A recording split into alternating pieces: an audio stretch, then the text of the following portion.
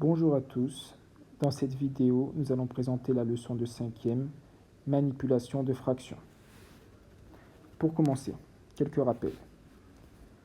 Une fraction est un nombre qui s'écrit sous la forme A sur B, où A est un nombre entier et B un nombre entier différent de 0.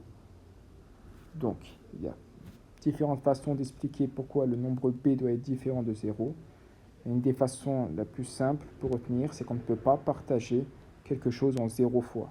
D'accord ? Donc, ensuite, la définition du quotient de deux nombres. Le quotient de deux nombres, donc ces deux nombres sont le numérateur et le dénominateur, qui doit être différent de 0, et le nombre qui, multiplié par le dénominateur, est égal au numérateur. Le quotient peut s'écrire sous forme de fraction. C'est très simple. Exemple, le quotient de 6 par 4 est le nombre qui, multiplié par 4, donne 6. En effet, 6 sur 4 égale 1,5. Et donc, lorsqu'on calcule le produit de 4 et de 1,5, c'est-à-dire du dénominateur et du quotient, on retrouve bien 6 qui est égal au numérateur. C'est ça le quotient de deux nombres. Donc, propriété fondamentale du quotient. Si vous avez compris ça, vous avez compris au moins 50% de tout ce que vous verrez sur les fractions au collège. La valeur d'un quotient ne change pas lorsque l'on multiplie ou divise son numérateur et son dénominateur par un même nombre non nul. Autrement dit, soit A sur B un quotient, et soit K n'importe quel nombre. On a A sur B égale A fois K sur B fois K. Et A sur B égale A divisé par K sur B divisé par K. Bien sûr, K ne doit pas être égal à 0. Ça veut dire, par exemple, on a la fraction 2 sur 3.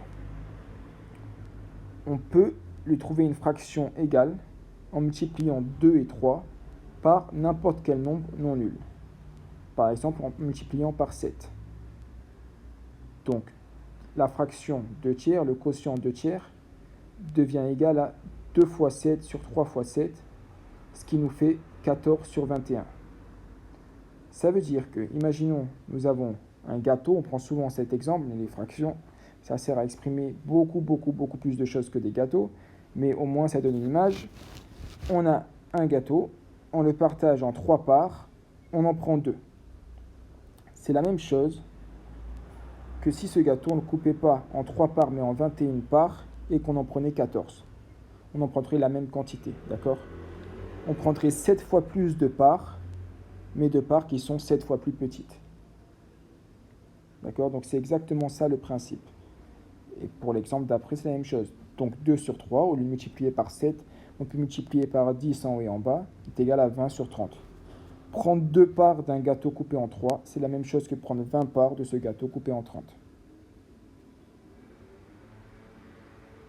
Et donc c'est la même chose dans l'autre sens aussi. On peut diviser par n'importe quel nombre, différent de 0.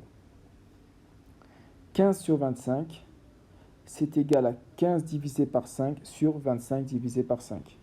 C'est égal à 3 sur 5.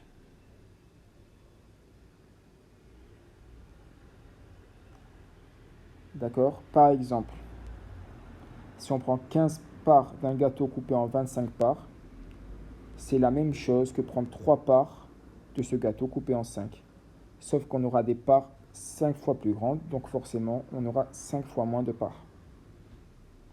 Donc, réécoutez si vous n'avez pas compris, c'est vraiment le passage le plus important. La propriété fondamentale du quotient. Donc, simplifier une fraction maintenant. Simplifier une fraction, c'est lui trouver une fraction égale, avec un dénominateur plus petit, et donc un numérateur aussi plus petit. Méthode, pour simplifier une fraction, il faut trouver un nombre qui divise à la fois son numérateur et son dénominateur. Les critères de divisibilité vus en 6e peuvent être très utiles pour y parvenir. Exemple, on veut simplifier la fraction 60 sur 80. Donc là, on va chercher un nombre qui divise les deux. Il y a différents nombres qui divisent les deux. Le plus petit, c'est 2. 2 divise les deux. Pourquoi? Parce qu'on sait que les nombres qui finissent par 0, 2, 4, 6 et 8 sont divisés par 2. C'est lui, mais on aurait pu choisir un nombre plus grand qui divise les deux. Par exemple, 10 divise les deux. Parce qu'on sait que tous les nombres qui finissent par 0 sont divisés par 10. Et donc là, on a choisi 2. Donc on sait que 2 divise à la fois 60 et 80. 60 divisé par 2 égale 30. 80 divisé par 2 égale 40. Donc la fraction 60 sur 80 est égale à 30 sur 40. La fraction est bien simplifiée, car 40 est plus petit que 80. On a bien un dénominateur plus petit que celui qu'on avait au début. On peut encore continuer à simplifier la fraction jusqu'à la rendre une fraction irréductible. Mais ça, c'est plutôt vu en quatrième et en troisième. Donc B. On veut simplifier maintenant la fraction 93 sur 354. Donc là, les deux nombres ne sont pas divisés par 2. D'accord, 354, oui, mais pas 93. Donc on regarde un autre nombre, donc 3. 3. Comment on sait que ces deux nombres sont divisés par 3? Il faut se rappeler du critère de divisibilité par 3, qui est que lorsqu'on additionne les chiffres d'un nombre, si la somme est divisible par 3, alors le nombre est divisible par 3. Par exemple, pour 93, 9 plus 3, c'est égal à 12. 12, c'est bien divisible par 3, parce que 12 divisé par 3 égale 4. Donc, le nombre 93 est divisible par 3. Et pour 354, c'est la même chose. 3 plus 5 plus 4, donc ça fait 8 plus 4, ça fait 12. On vient de dire que 12 était divisible par 3. Donc les deux nombres sont divisibles par 3. 93 divisé par 3 est égal à 31. 354 divisé par 3 est égal à 118. Donc on a bien 93 sur 354 qui est égal à 31 sur 118. La fraction est bien simplifiée. Voilà, n'hésitez pas à me contacter si vous avez des questions.